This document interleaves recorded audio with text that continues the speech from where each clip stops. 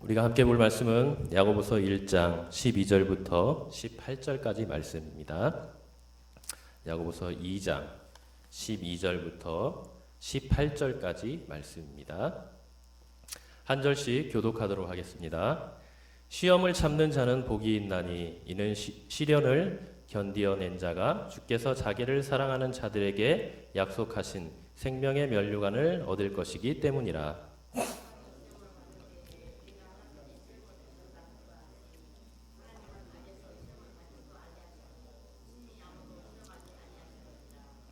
오직 각 사람이 시험을 받는 것은 자기 욕심에 끌려 미혹됨이니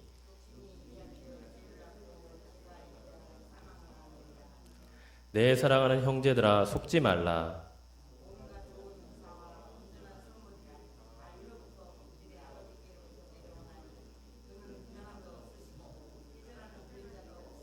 다 함께요. 그가 그 피조물 중에 우리로 한 첫 열매가 되게 하시려고 자기의 뜻을 따라 진리의 말씀으로 우리를 낳으셨느니라. 아멘. 네, 우리는 지금 계속해서 야고보서 1장 말씀을 살펴보고 있습니다. 야고보 기자는 1장의 핵심 주제를 시험이라는 단어로 잡았어요. 시험. 그래서 지난주에 우리가 이 시험에 대해서 한번 알아봤는데요. 야고보가 말하는 이 시험에는 크게 세 가지가 있다고 했습니다. 첫 번째는 하나님께서 우리에게 주시는 이 믿음의 시련, 이 믿음의 시련을 통해서 우리의 믿음과 또 우리의 인격과 신앙을 성숙하게 하시는 것이죠. 그래서 이 믿음의 시련은 하나님을 믿는 주님의 자녀들에게만 주시는 것입니다. 자, 또 하나는 무엇이었죠? 바로 악한 사탄과 또 우리의 마음의 정욕 속에 그런 유혹에 이끌려서 받는 이 시험이 있었습니다. 이게 이제 두 번째고요. 세 번째는 이 두 가지가 모두 혼합된 욥과 같은 이런 시험이 있었죠. 그래서 야고보는 이 시험에 대해서 쭉 얘기를 하면서 이 시험의 또 성격에 대해서 얘기를 하는데요. 이 시험이 당하는 사람들에게는 고난과 고통과 또 어려움과 아픔이지만 하나님께서 우리에게 주시는 이 믿음의 시련을 통해서 우리가 뭘 알 수 있습니까? 그것은 바로 우리가 하나님께 사랑을 받는 하나님의 자녀라는 것이 증명이 되는 것입니다. 왜냐하면 이 믿음의 시련은 자기가 사랑하시는 자녀를 더욱더 하나님의 사람으로 주님을 닮아가는 자로서 더욱더 성숙시키시기 위해서 우리에게 주시는 하나님께서 주시는 것이기 때문입니다. 그래서 우리가 이 믿음을 시험을 당할 때 뭐라고 하죠?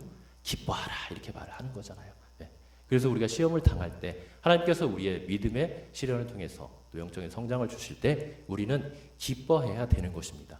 또 하나 이 믿음의 시련을 통해서 우리는 우리 안에 있는 믿음이 제대로 드러나고 증명이 됩니다. 그죠? 시련이 없을 때는 우리가 믿음 있는 자인가 스스로 착각을 할 때도 있고요. 잘 모를 때가 많아요.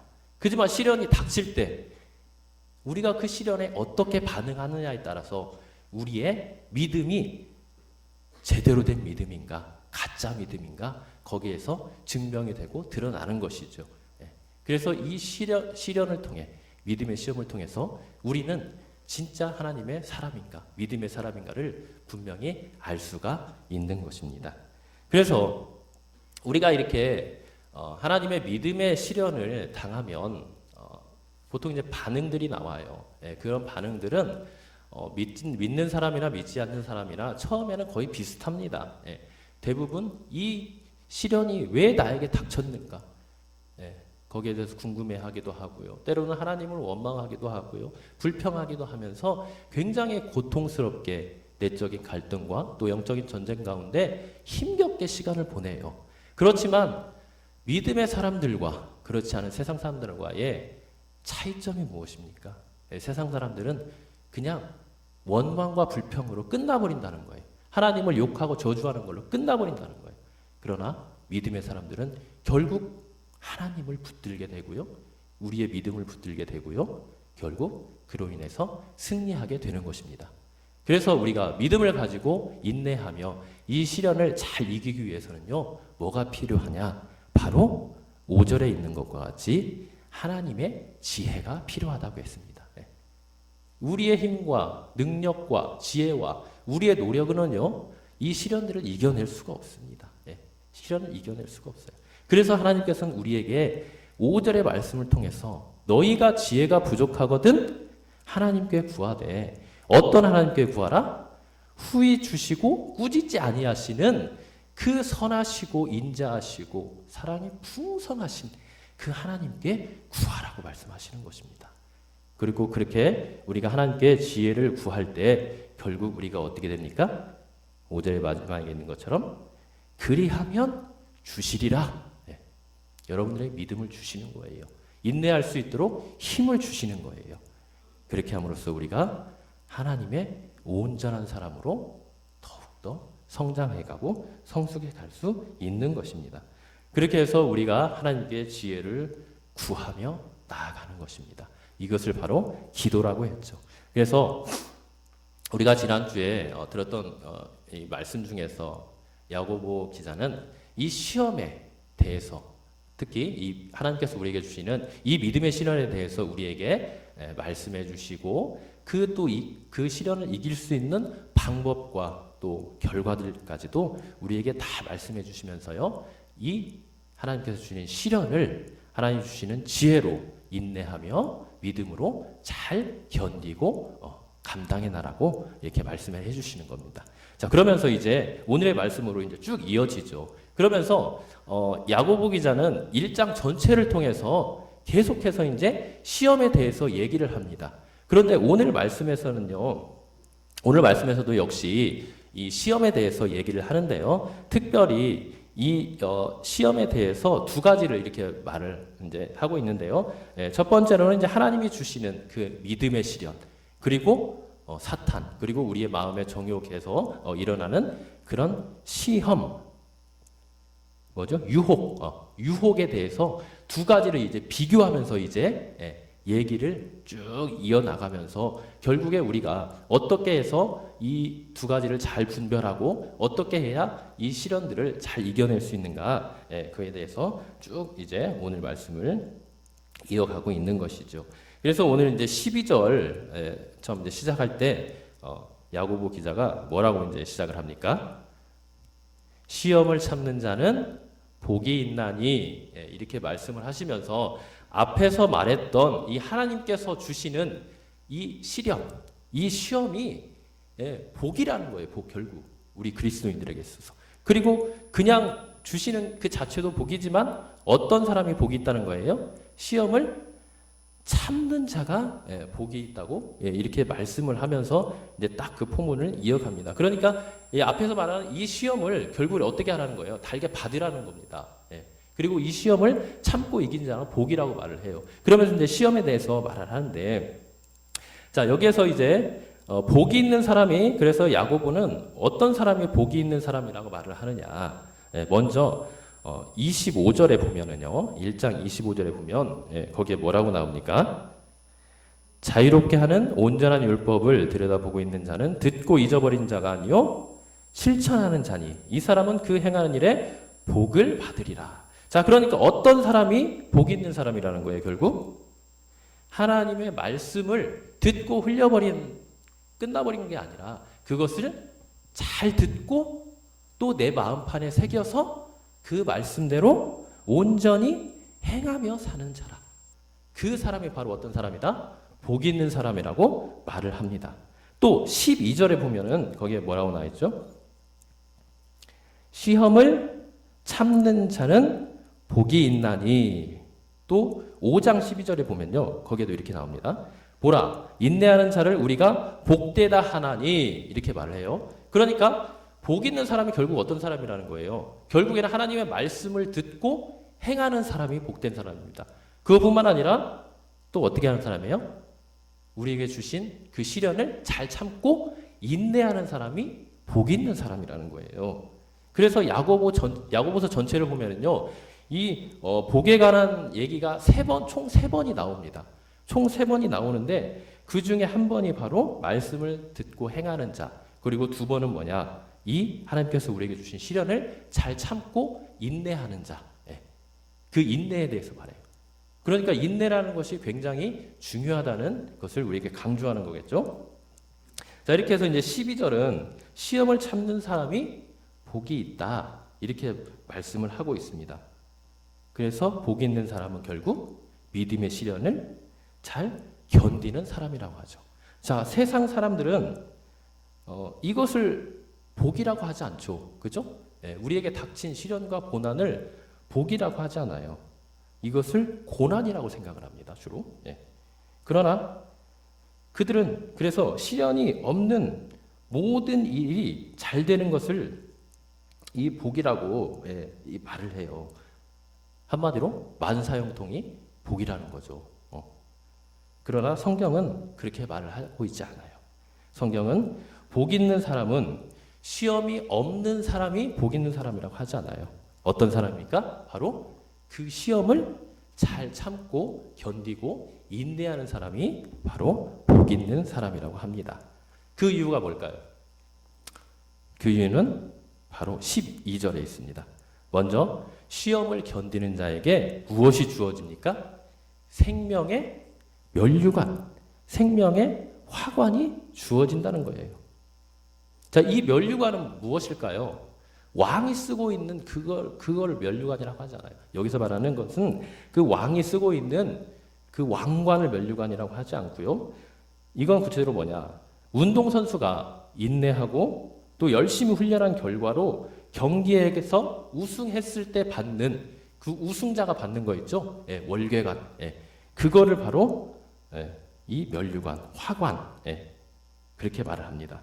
신약성경에도 그런 경우가 몇 번 나와요. 디모데후서 4장 8절이라든가 베드로전서 5장 4절에 보면은 이거에 대해서 나오는데요. 특별히 이제 고린도전서 9장 25절에 보면요, 이렇게 나오죠. 이기기를 다투는 자마다 모든 일에 절제하나니 그들은 썩을 승리자의 관을 얻고자 하되 우리는 썩지 아니할 것을 얻고자 하느니라.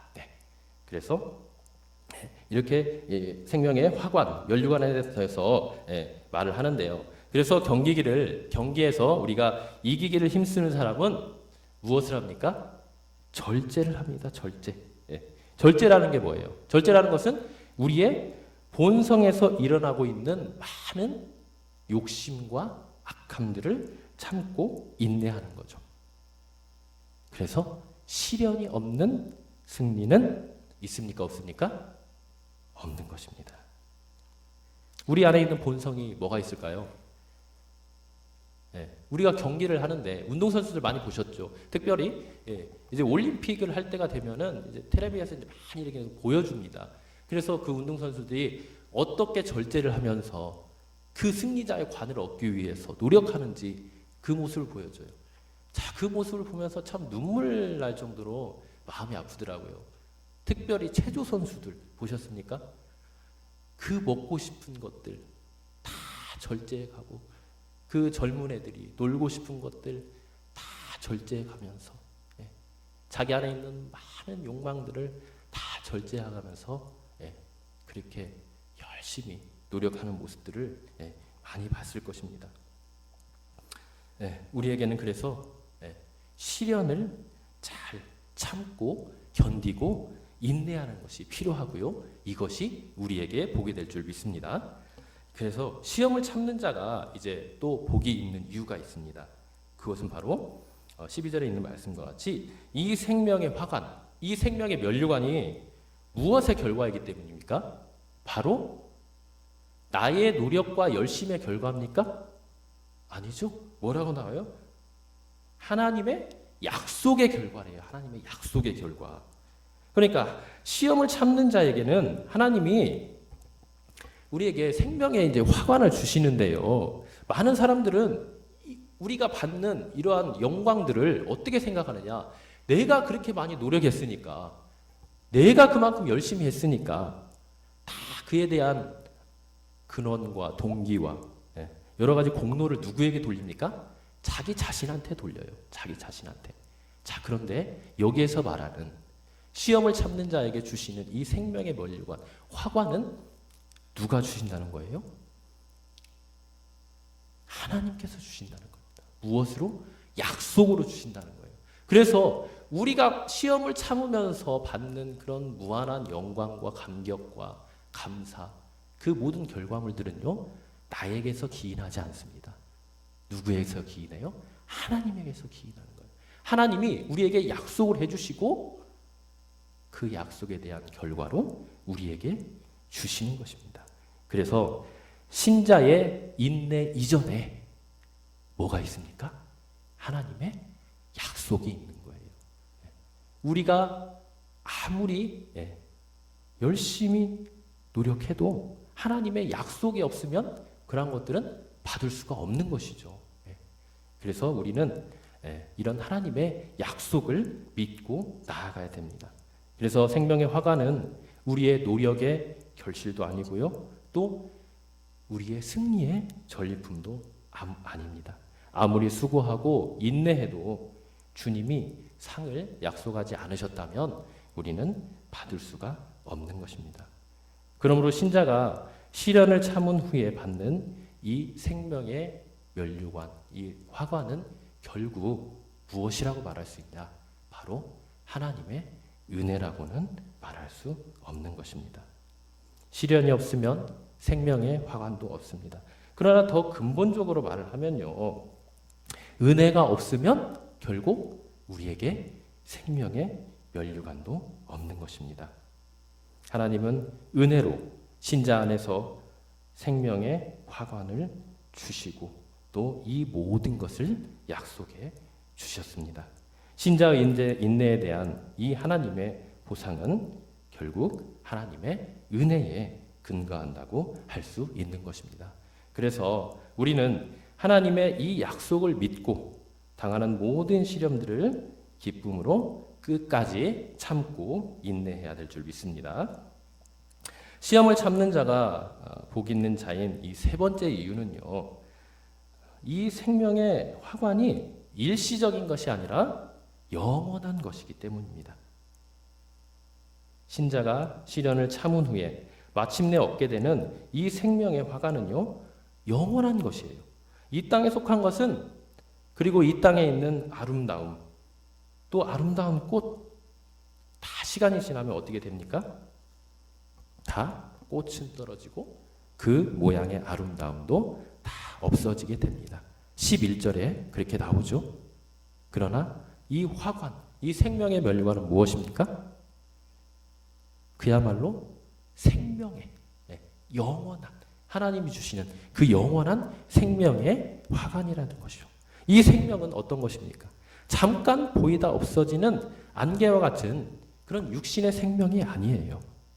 영원한 생명입니다. 그러므로 우리는 영원한 승리의 화관을 소망함으로써 세상의 짧은 아름다움과 영광을 부러워하지 말고 오히려 당하는 고난과 시련을 기쁜 마음으로 인내하며 살아야 될 줄 믿습니다. 시험을 참는 자가 복 있는 이유는, 이 마지막의 이유는 시험을 참는 것이 바로 하나님을 사랑하는 것이기 때문입니다. 시험은 참는 자가 하나님이 약속하신 생명의 화관을 받는 것이죠. 그런데 이 생명의 화관은 하나님이 하나님을 사랑하시는 자에게 주시는 그 약속 가운데 주어지는 것입니다. 약속 가운데. 그렇다면 시험을 참는 자는 곧 어떤 사람이라는 거예요? 하나님을 사랑하는 자라는 거죠. 하나님을 사랑하는 자. 여기에 아주 놀라운 진리가 있는 것입니다. 그것은 바로 하나님을 사랑하는 것은 시험을 참는 것으로 나타난다는 거죠. 여러분, 사랑은 우리가 국어에서 말하면 뭘로 봅니까? 품사를 명사로 보죠. 명사. 추상 명사로 보입니다. 우리 눈에 보이지 않는 추상 명사로 사랑을 봐요. 자, 그런데 이 추상 명사인 사랑은요, 우리의 실존과 우리의 삶과 그리고 우리의 신앙과 관계에 있어서는요, 추상 명사가 아니라 뭡니까? 동사예요, 동사. 동사. 우리가 삶을 사랑하면서요, 이 사랑을 우리 머릿속에만, 우리 마음속에만 간직하고 있으면 안 돼요. 어떻게 해야 됩니까? 그 사랑을 표현해야 되는 거죠. 그 사랑을 가지고 사랑하고 섬기고 실질적으로 우리가 그 사랑의 삶을 살아가야 되는 것입니다. 그래서 시련을 참아내는 것도 야고보는 이제 행위로 표현하는데요. 고난을 참는 것이 바로 하나님을 사랑하는 것이라 이렇게 말합니다. 그래서 우리가 모든 고난을 견딤으로써 하나님의 사랑을 또 실천하는 우리 모두가 되어야 될 줄 믿습니다. 13절에 보면은 이제 야고보는 이렇게 또 말씀을 하시죠. 사람이 시험을 받을 때 이렇게 말씀을 하면서 또다시 뭐에 대해서 이제 교훈을 줍니까? 시험에 대해서 교훈을 줍니다.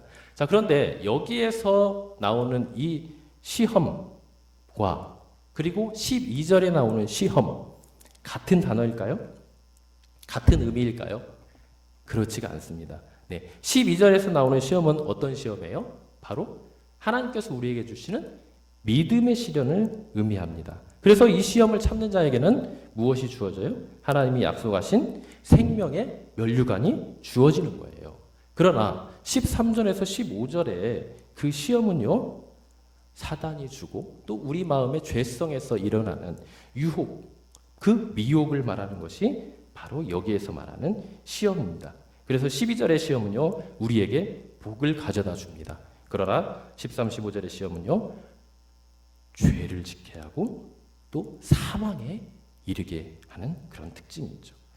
그래서 야고보는 하나의 단어를 가지고 완전히 반대되는 이 두 가지의 의미를 사용함으로써요, 우리에게 큰 충격을 주고 있는 것입니다. 그는 그래서 이 유혹에 대해서요, 크게 이제 두 가지로 이제 말씀을 하고 있는데요. 먼저는 13절에서 보면은 이 유혹에 대해서 누구와 관계를 해서 말씀을 하고 있냐? 바로 하나님과 관계를 해서 관계 가운데서 말을 하고 있습니다. 자, 13절에 보면 거기에 뭐라고 나오죠? 사람이 시험을 받을 때 내가 하나님께 시험을 받는다고 하지 말지니 하나님은 악에게 시험을 받지도 아니하시고 지니 아무도 시험하지 아니하시느니라. 이렇게 말씀을 하면서 이 시험을 누구와 지금 연관을 시키고 있어요? 하나님과 지금 연관을 시키고 있는 거예요. 그래서 사람은 자신이 유혹에 빠졌을 때 그 책임을 불신자들은 누구에게 돌립니까? 주로 하나님께 돌리죠. 그죠? 네. 하나님을 원망하고 불평하고 왜 나에게 이런 걸 주셨냐고 믿지도 않으면서, 그죠? 믿지도 않으면서 하나님께 왜 나에게 이런 시련과 고난을 주셨냐고 하나님을 원망하고 불평합니다. 그러나 여러분, 하나님은 어떤 하나님입니까? 1장 17절에 보니까요, 본질적으로 하나님은 누구라고 나와요? 빛들의 아버지라 이렇게 나오시거든요. 빛들의 아버지라 이렇게 나옵니다. 그리고 어둠이 조금도 없다고 나와요. 야, 이 말은 무슨 말입니까? 하나님은, 자, 빛이라는 게 뭐예요? 빛이라는 것은 어둠과 반대되는 것입니다. 어둠은 죄를 상징하고 있죠. 그래서 17절을 통해서 야고보 기자는 이 하나님이 어떠한 분인가를 먼저 드러내십니다. 어떠한 분이시죠? 빛의 아버지이기 때문에 절대 죄에 거하실 수 없는 분이라는 거예요. 그리고 죄를 조성하시지도 않아요. 죄를 지게 하지 않으신다는 말이에요. 뿐만 아니라 죄를 끔찍히도 경멸하시면서 그 죄를 짓는 자들에게는 회개하지 않으면 어떻게 됩니까? 하나님의 공의로 심판하시는 하나님이십니다. 그러니까 결론이 뭐예요? 하나님은 절대 죄와는 상관이 없다는 거예요. 그런데 세상 사람들은 그 시련이 닥쳤을 때 그 모든 것들을 누구에게 돌립니까? 하나님께 돌리잖아요. 하나님께. 사람은 단지 그러나 13절에 보면은 악한 것들에 의해서 유혹을 받는데요. 따라서 그 누구도 내가 하나님으로부터 유혹을 받는다고 말을 하면 안 됩니다. 하나님의 탓으로 돌리면 안 된다는 거예요. 그 모든 것들을 하나님에게 책임지면 안 된다는 거예요. 결국 하나님은 어떠한 유혹과도 관련이 없으며 또 그 누구의 유혹에도 무관심하신다는 것을 우리는 알아야 되는 것입니다. 이어서 14절을 통해서 야고보는 또 누구와 관계하여 그 유혹에 대해서 말을 하고 있습니까? 각 사람과 관계해서 이제 말씀을 하고 계시는데요. 자, 13절을 보니까 사람이 시험을 받을 때 내가 하나님께 시험을 받는다 하지 말지니 하나님은 악에게 시험을 받지도 아니하시고 진히 아무도 시험하시지 아니하시느니라. 여기에서 이제 부정문이 3개나 쓰였죠. 그죠? 내가 하나님께 시험을 받는다 하지 말지니 악에게 시험을 받지도 아니하시고 또 아무도 시험하지 아니하시고 이렇게 3번의 부정문을 써서 이렇게 말을 하고 있고요. 그것뿐만 아니라 거기에 또 뭐라고 나옵니까? 각 사람에게 이렇게 나오죠. 각 사람에게. 또 자기라는 말을 씁니다. 그래서 이 유혹의 원인이 결국은 누구에게 있다는 거예요? 하나님께 있지 않고 누구에게 있다? 자기 자신에게 있다고 강조하고 있는 것입니다. 여러분, 유혹은요, 하나님에게서 오지 않습니다. 그래서 유혹의 문제는 결국 누구의 문제입니까? 하나님의 문제가 아니라 이 사람의 문제입니다. 사람의 문제. 하나님은 어떠한 분이세요? 완전하신 분이고 선하신 분입니다. 빛의 아버지라고 하셨죠. 죄에 거하실 수 없는 분이에요. 그런데 우리 사람들은 이 모든 죄의 문제들을 누구에게 돌려요? 하나님 앞에 돌리고요. 이렇게 어리석은 게 바로 우리 사람입니다. 자, 그러면 이 유혹의 근본 원인은 무엇일까요? 근본 원인. 그것은 바로 14절에 있는 말씀과 같이 바로 인간의 무엇 때문이다? 욕심 때문이라 이렇게 말을 하고 있습니다. 각 사람은 자신의 욕심에 의해 유혹을 받습니다. 그리고 인간의 욕망이 결국 무엇을 이끌어요? 유혹을 이끄는 거예요. 유혹. 그래서 인간의 욕심은요, 아무리 우리가 먹어도 배부를 줄 모릅니다. 그리고 아무리 우리가 붓고 채워도 채워지지 않는 밑빠진 항아리와 같다고 할 수 있어요. 그것뿐만 아니라 요한계시록에 있는 것 같이 아무리 내려가도 닿을 수 없는 무적행과 같은 게 바로 이 욕심이라고 할 수 있어요. 그래서 자, 끌려가다 있죠. 끌려가다. 끌려라는 그 뜻이 있죠. 이 끌려라는 뜻은 결국 어떤 뜻이냐? 끌려간다는 뜻이에요. 끌려간다. 그리고 미혹되다. 이 미혹되다는 의미는요, 미끼에서 나온 말인데요. 그 미끼에 꿰임을 당하다. 그러니까 우리가 낚시하죠, 낚시. 낚시하고 또 뭐가 있죠?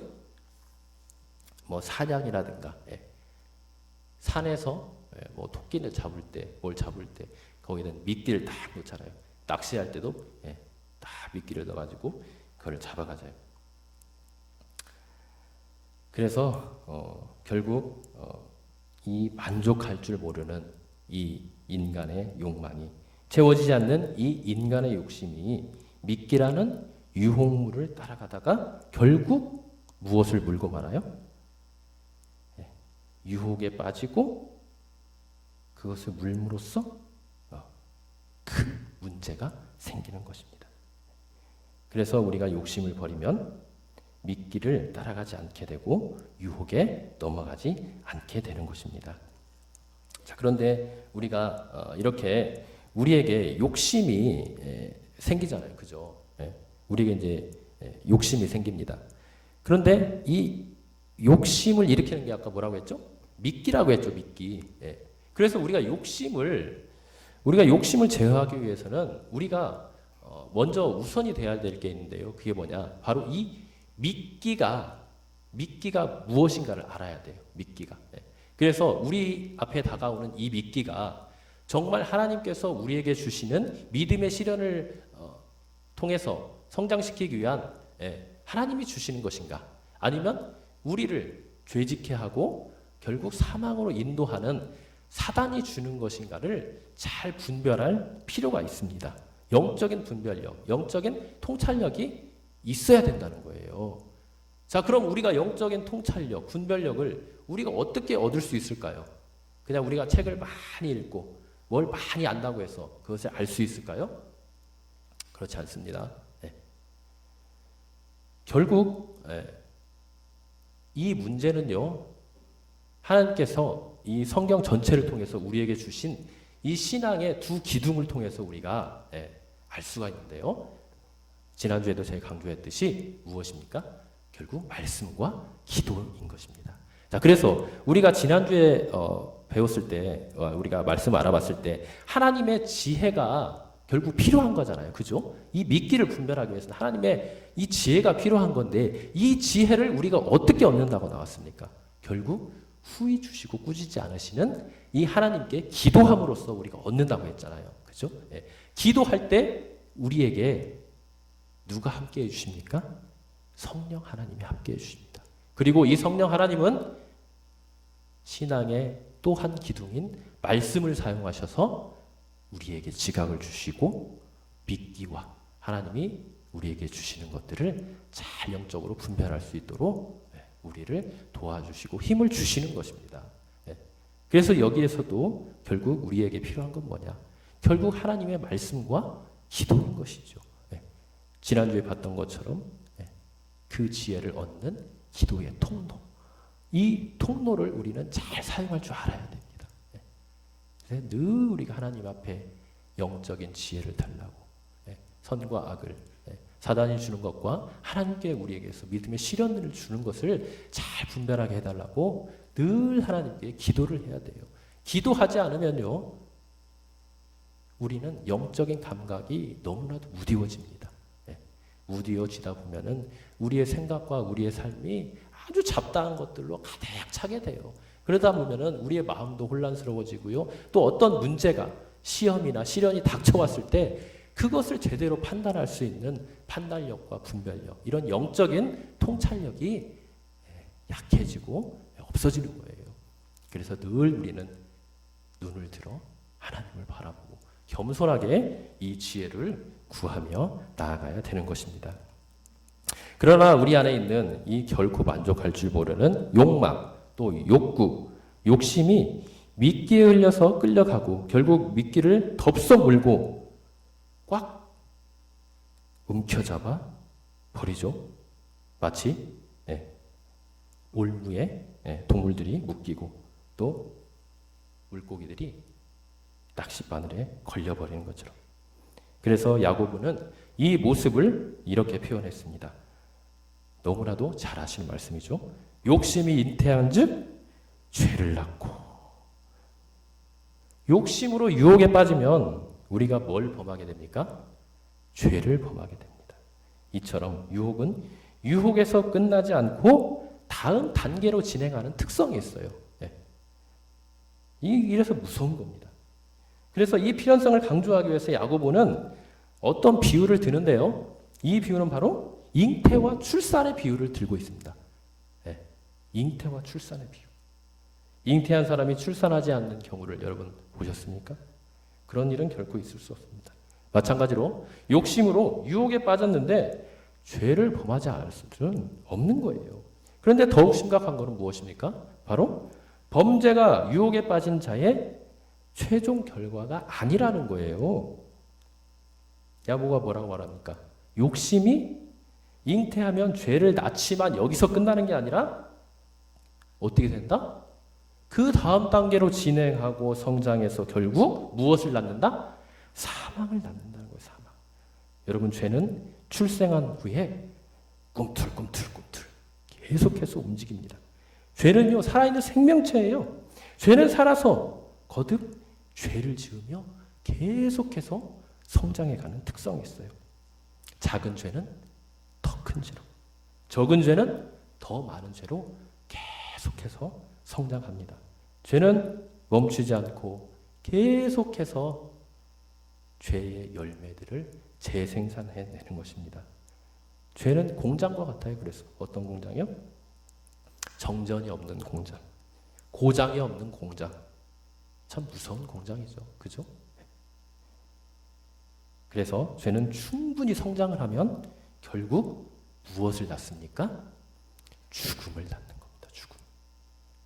죄는 죄로 끝나지 않아요. 죽음을 출산합니다.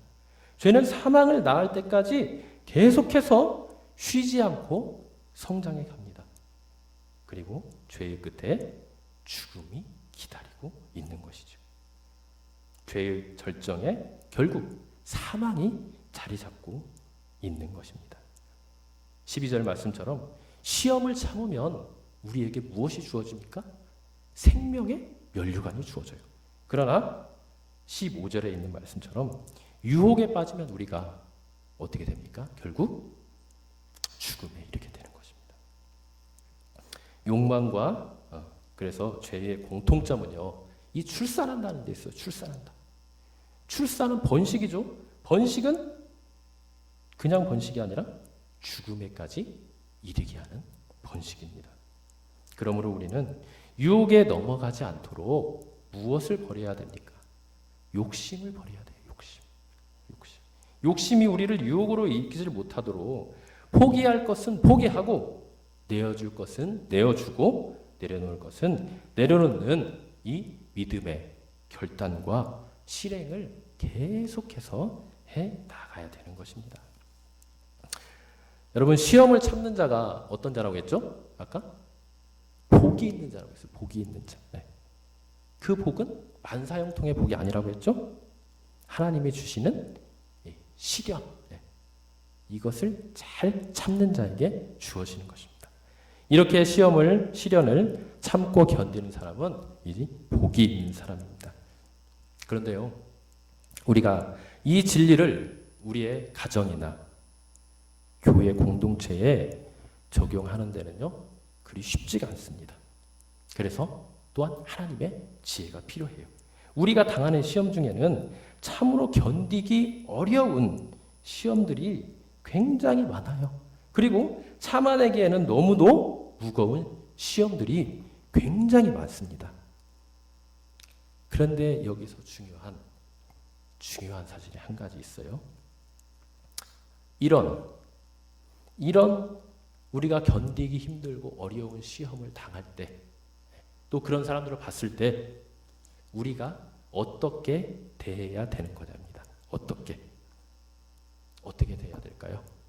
그냥 마냥 욥의 친구들과 같이 네가 이렇게 시험을 겪는 이유는 다 너의 죄 때문이야.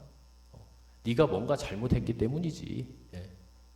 뭔가 있겠지 하면서 그에 대한 정답을 가르쳐 주는 걸까요?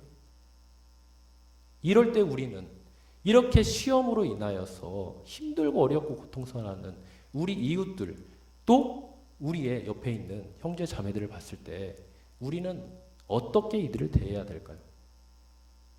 어떻게 반응해야 될까요?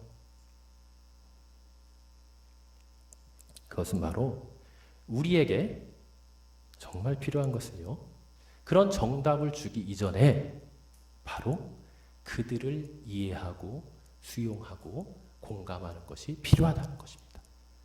이해와 공감이 먼저라는 거예요.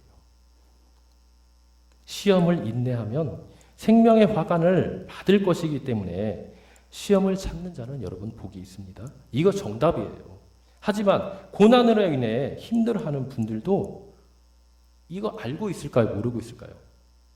거의 대부분 알고 있습니다. 네, 알고 있어요. 몰랐던 분들이 있다면 오늘 설교 드렸으니까 이제 알겠죠? 다 알고 있어요. 근데 문제는 뭐냐? 이 답이 고난 당하는 이에게 아무런 힘이 못 될 때가 있다는 거예요. 머리로는 다 알고 있어요. 다 잘 알고 있어요.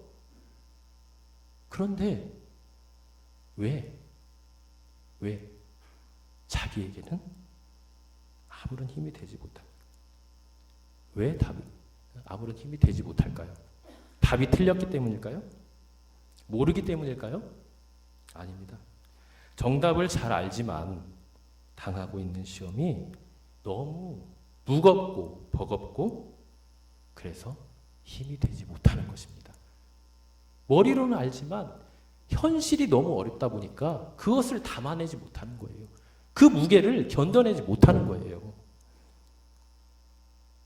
장차 생명의 이 시련을, 믿음의 시련을 잘 버티면 아까 말씀하신 것처럼 하나님께서 주시는 그 생명의 면류관을 받을 수 있다는 것을 알지만 현실은 너무 어렵고 버거운 겁니다.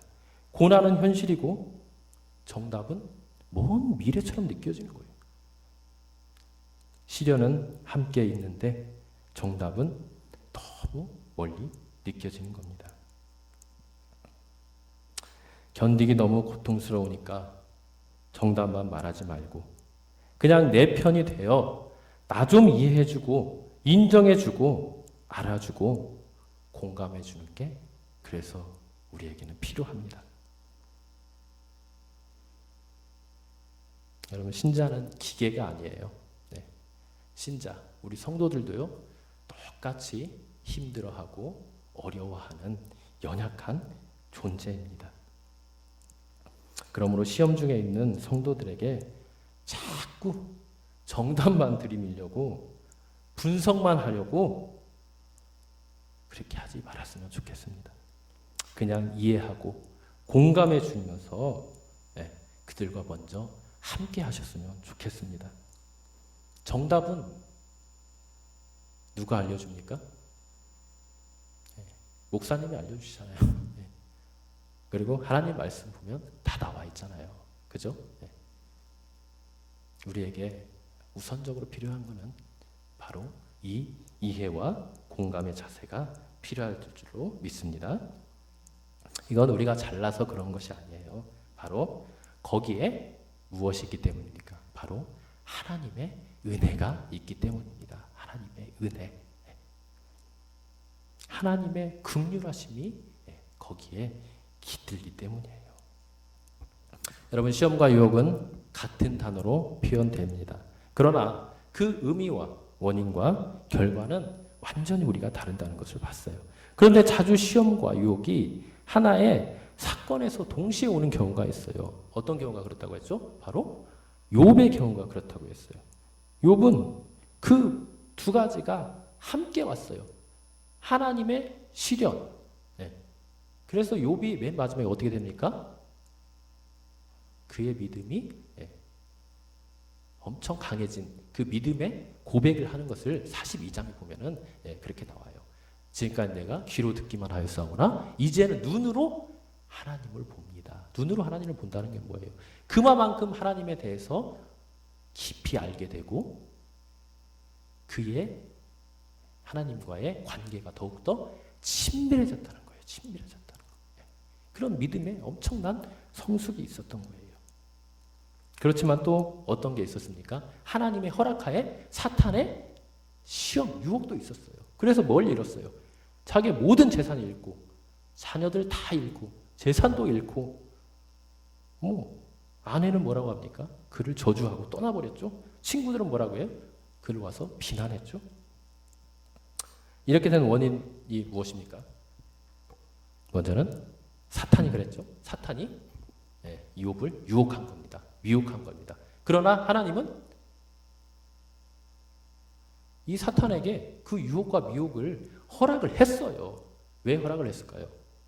그것은 바로 욥을 더욱더 성장시키기 위해서, 성숙시키기 위해서, 하나님과 관계를 더욱더 친밀하게 하기 위해서 그 사탄의 시험을 믿음의 시련으로 함께 허용해서 주신 것입니다. 그래서 결국 욥은 유혹에 넘어가지 않고 참고 견딤으로써 하나님의 시험을 마침내 통과하고 큰 복을 받게 된 것이죠. 우리도 마찬가지입니다. 우리도 물질로 어려움이 있을 때 많이 있죠. 그럴 때 우리는 어떻게 해야 됩니까? 더욱 하나님을 의지하고 주께 엎드려 도우심과 인도하심으로 잘 참고 기다려야 됩니다. 고난을 영적인 성숙과 또 성장을 위한 믿음의 시련으로 받아들여야 되는 거죠. 그러나 어떤 사람은 왜 하는 일마다 되는 게 없냐고 분노하는 사람이 있습니다. 이미 받은 것에 대해서 생각하지는 않고 더 가지지 못한 것 때문에 하나님을 원망하고 죄를 짓고 신앙에서 멀어지는 것이죠. 이것이 바로 유혹입니다. 자신의 욕심 때문에 그런 것이죠. 자녀들과의 관계도 여러분 마찬가지입니다. 자녀들이 부모님의 마음을 흡족하지 못할 때가 있죠. 그럴 때 우리는 어떻게 합니까? 그들의 일생을 하나님이 책임지다는 믿음으로 참고 기다리며 하나님을 더욱더 의지하는 기회로 만들면 됩니다. 그러나 대부분의 많은 사람들은 어떻게 합니다? 자녀들의 부족함을 견디지 못해요. 그래서 무시하고 거친 말을 하고 상처를 주고 부정적인 자아상을 심어줄 때가 참으로 많이 있습니다. 그래서 우리 자녀들은요, 우리 부모의 인격을, 신앙을 성숙시켜주는 은혜의 방편이라고 할 수가 있습니다. 또 교회도 여러분들 마찬가지입니다. 교회도 여러분 이 세상에 평안하고 좋기만 한 교회 있을까요? 겉으로 보기엔 그럴 수 있겠죠. 그러나 제가 경험한 바로는 어느 교회를 가도요, 다 문제는 하나씩 있습니다. 정도 차이만 있을 뿐이죠. 다 문제들이 있어요. 그래서 교회는 병원과 같다, 이런 말이 있습니다. 여러분, 병원에는 환자가 있습니다. 그래서 모든 교회는 크고 작은 어려움들이 있습니다. 그런데 이에 대한 반응도 역시 두 가지입니다. 어떤 교회는 어려움을 믿음의 연단을 위한 시험으로 받아들인 사람이 있어요.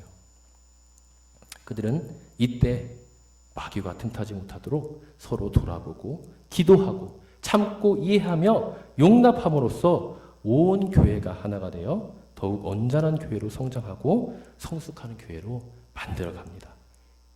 그러나 어떤 교회는요, 어려움이 있을 때 교회는 이래야 하는데 왜 그렇지 못하냐? 왜 그렇지 못하지? 하며 불평하고 원망하고 다투어 하나됨을 깨뜨리는 자들이 있습니다. 물론 이런 말들은 대부분 맞는 경우가 참 많아요. 그래서 잘 새겨 듣고 따라가야 할 말들입니다. 하지만 여기에는 놓치고 있는 중요한 사실이 하나가 있습니다. 그것은 바로 뭐냐? 이 땅에 있는 모든 사람과 모든 교회는 연약하고 부족하다는 것입니다. 그래서 시간이 필요하고 우리에게는 기다림이 필요합니다. 인내하고 참아야 하는 것입니다. 시험과 연단의 과정으로 삼고 그것들을 잘 이겨내야 되는 것이죠. 그런데도 이 과정을 견디지 못하고 당장 만족스럽지 못한 것에만 불평한다면 이것 또한 우리에게 뭐가 됩니까? 욕심이 되는 것입니다. 그래서 결국 유혹하는 시험에 걸려 넘어지고 마는 것입니다.